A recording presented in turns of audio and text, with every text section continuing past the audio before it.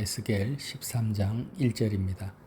여호와의 말씀이 내게 임하여 이르시되 인자야 너는 이스라엘의 예언하는 선지자들에게 경고하여 예언하되 자기 마음대로 예언하는 자에게 말하기를 너희는 여호와의 말씀을 들으라. 주 여호와의 말씀에 본 것이 없이 자기 심령을 따라 예언하는 어리석은 선지자에게 화 있을진저 이스라엘아 너의 선지자들은 황무지에 있는 여우 같으니라. 너희 선지자들이 성 무너진 곳에 올라가지도 아니하였으며 이스라엘 족속을 위하여 여호와의 날에 전쟁에서 견디게 하려고 성벽을 수축하지도 아니하였느니라. 여호와께서 말씀하셨다고 하는 자들이 허탄한 것과 거짓된 점괘를 보며 사람들에게 그 말이 확실히 이루어지기를 바라게 하거니와 그들은 여호와가 보낸 자가 아니라 너희가 말하기를 여호와의 말씀이라 하여도 내가 말한 것이 아닌즉 어찌 허탄한 묵시를 보며 거짓된 점괘를 말한 것이 아니냐. 아멘. 거짓 예언자들을 향해서 경고하십니다.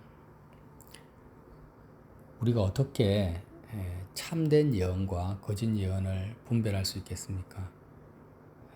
지금 예언이라는 것은 나의 생각과 내 뜻을 말하는 것이 아니라 하나님의 음성, 성령의 말씀을 대언하는 것이죠. 예언을 분별하지 못한다는 것은 아직 그 사람이 탐심을 분별하지 못한다는 뜻과 같습니다. 다시 말씀드릴게요. 예언을 분별하지 못하는 사람들은 탐심이 무엇인지를 아직 모르는, 성경적 의미에서 탐심이 무엇인지를 모르고 있는 사람이라는 거예요.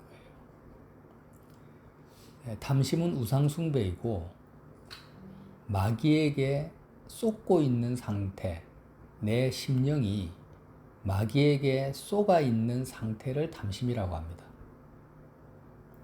탐심을 가진 자는 이미 마귀의 괴계 속에 이미 들어가 있어요. 그의 마음이, 그의 심령이. 어떤 마귀의 쏘금입니까? 아담과 하와가 에덴 동산에서 선악과를 따먹는 것이 나쁜 것이고 죽는 것인데 그것이 좋은 것으로 보기에 좋고 지혜롭게 할 만큼 탐스럽게 보였죠. 그들의 마음에, 심령의 눈에. 마귀에게 쏘은 것입니다.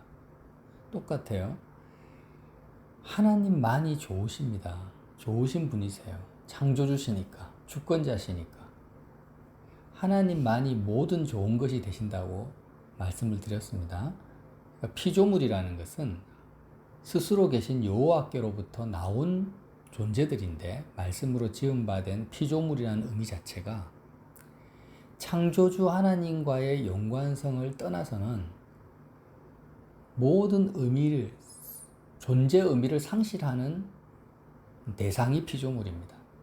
나라는 존재도 스스로 있는 창조주가 아니기 때문에 나도 피조물이죠. 모든 인간은 피조물입니다. 인간뿐만이 아니죠. 동물, 식물, 사람들이 만들어 놓은 인류 문명 다 피조물인데 눈에 보이고 귀에 들리는 이 모든 이 땅에 존재하는 모든 것이 피조물입니다. 그런데 이 피조물의 특성이 뭐냐?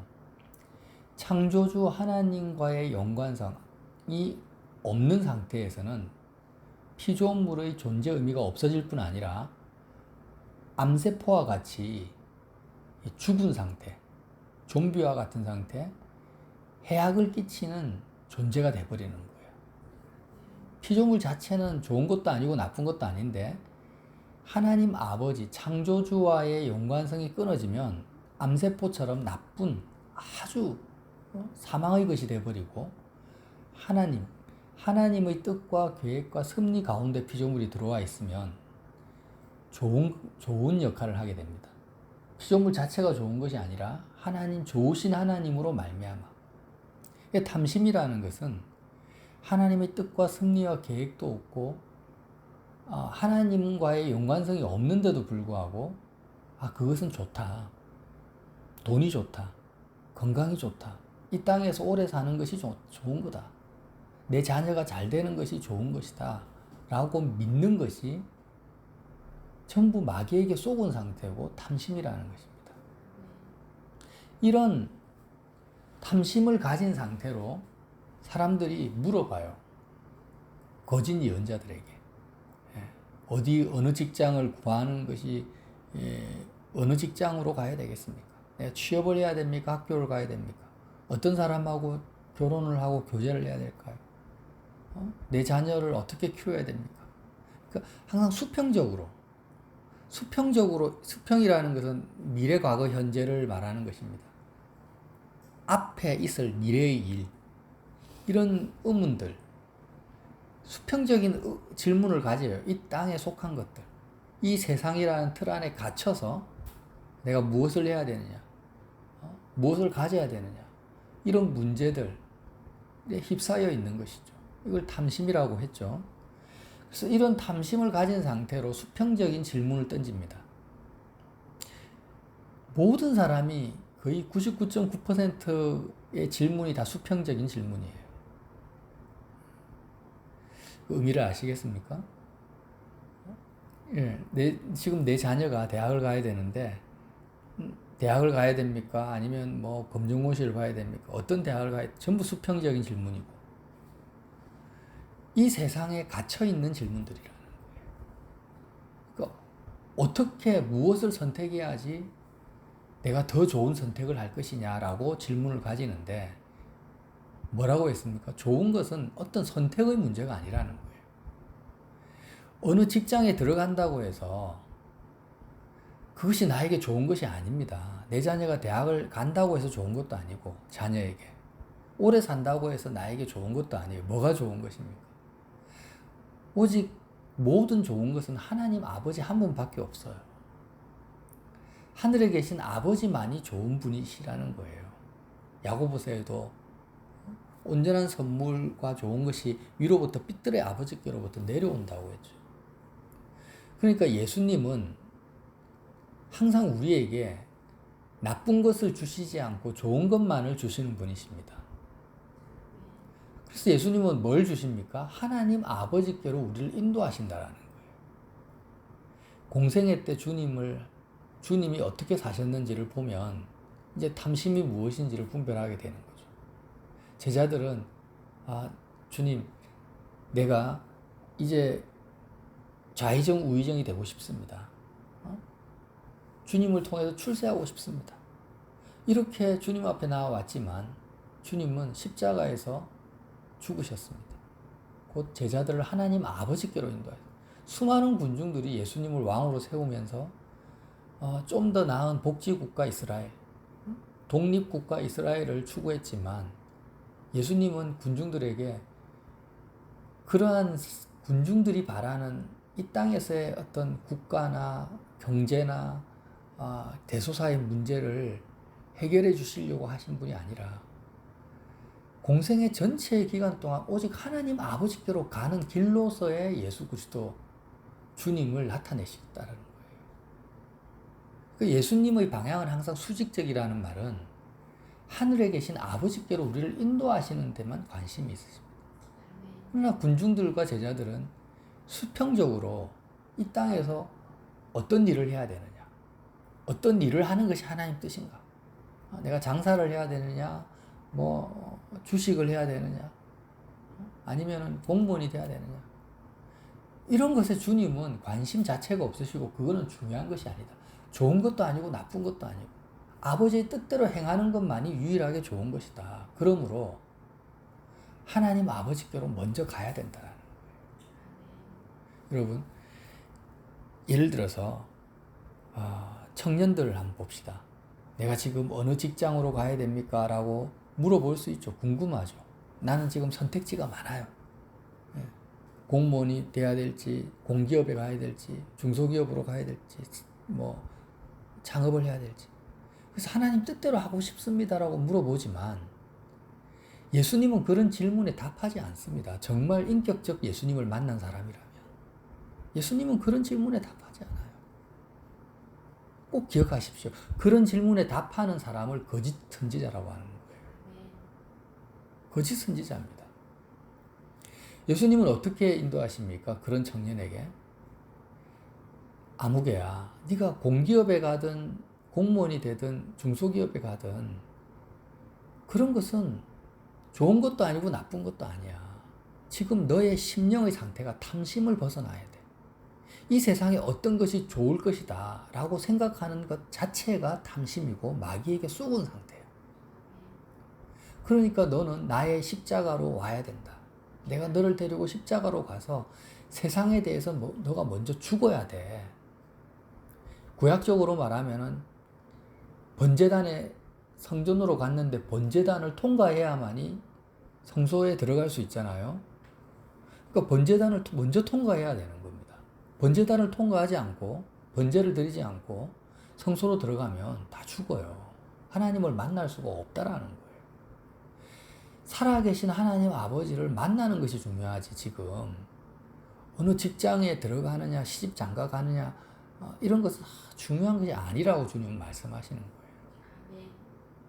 근데 그러한 주님의 말씀과는 다르게 답을 해주는 겁니다. 거짓 선지자들은. 하나님의 뜻은 공무원이 되는 것입니다. 하나님의 뜻은 신학교를 가는 것입니다.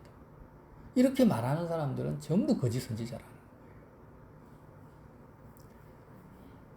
여러분 그렇지 않습니까? 하나님 아버지를 누리지 못하고 가지지 못한 상태에서 공무원이 돼봤자 그게 뭐가 좋겠습니까? 하나님 아버지를 만나지 못한 상태에서 건강하고 돈을 많이 벌어봤자 그것이 그 사람에게 무슨 유익이 될 것입니까? 근데 하나님 아버지를 만나려면은 십자가에서 그리스도의 죽음에 참여하는 길 외에는 없다라는 거예요. 이것을 부정하면 그는 이단입니다. 그럼 십자가에서 그리스도와 함께 죽어버리면 세상에 대해서 죽는 거잖아요. 세상에 대해서 죽는 것은 이 땅에서의 나의 뜻과 생각과 계획이 다 죽어버리는 거예요. 어느 직장을 가야 될지를 궁금해하고 하나님의 뜻이 무엇인지를 의문을 가지고 갔는데 십자가에서 죽어버렸어요. 그러면 어느 직장을 가야 될 것인가에 대한 나의 생각과 계획과 탐심이 죽어버린 상태가 되어야만이 하늘에 계신 아버지를 내가 만나게 되는 것이 복음입니다.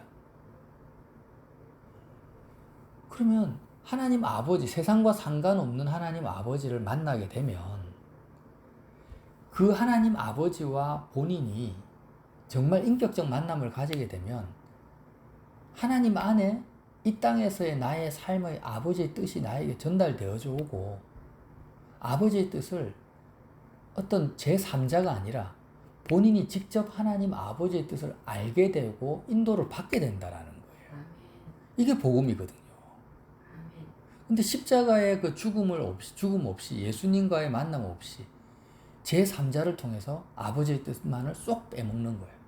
마치 무당에게 가서 물어보고 점괘를 받듯이 실질적인 아버지를 가진 하나님 아버지와의 연합이 없이 이 땅에서의 어떤 뜻, 하나님의 계획만을 내가 알겠다고 물어보고 듣는 모든 예언이 뭐예요? 거짓 선지자의 예언이라는 거예요. 지금 제가 경험하고 또 알기로는 정말 한국 교회의 절대 다수가 다 거짓 선지자의 예언입니다. 참 안타까운 일이죠. 왜 신약 성경에 바울이나 12사도나 스데반 집사님 포함해가지고 수많은 사람들이 소위 예언 사역을 하지 않았을까요?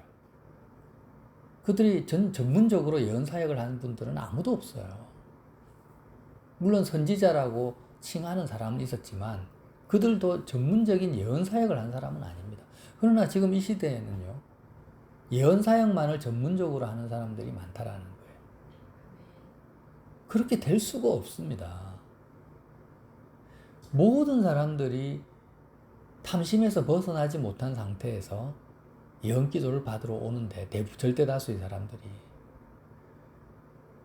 하나님의 뜻을 다이렉트로 이것이 하나님의 뜻입니다라고 말해 줄 수가 없는 거예요.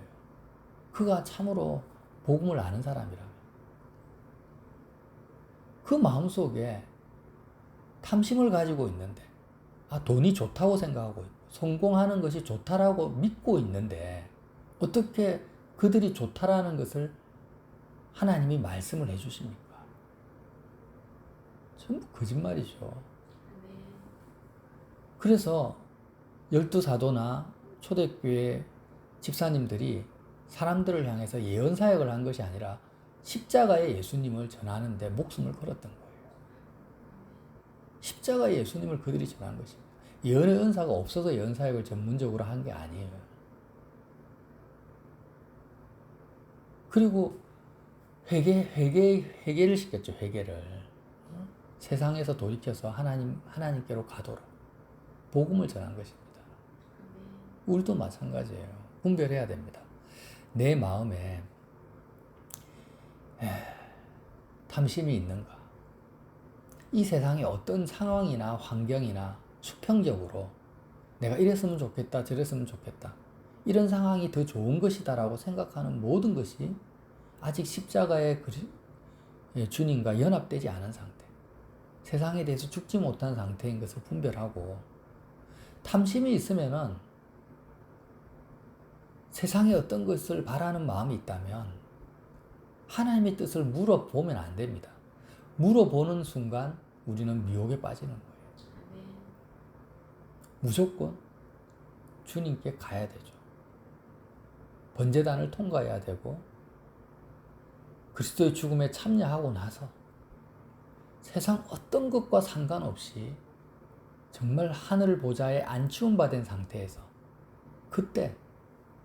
그때만이 마귀의 속음과 괴계에서 벗어난 상태인 것을 일단은 지식적으로라도 인지를 해라는 것입니다. 너무나 많은, 저도 그렇고요, 그리스도인들이 여전히 마귀의 조종, 속는다라는 것은 뭐예요? 마귀에게 속았다라는 것은 마귀의 조종을 받고 있다라는 거예요.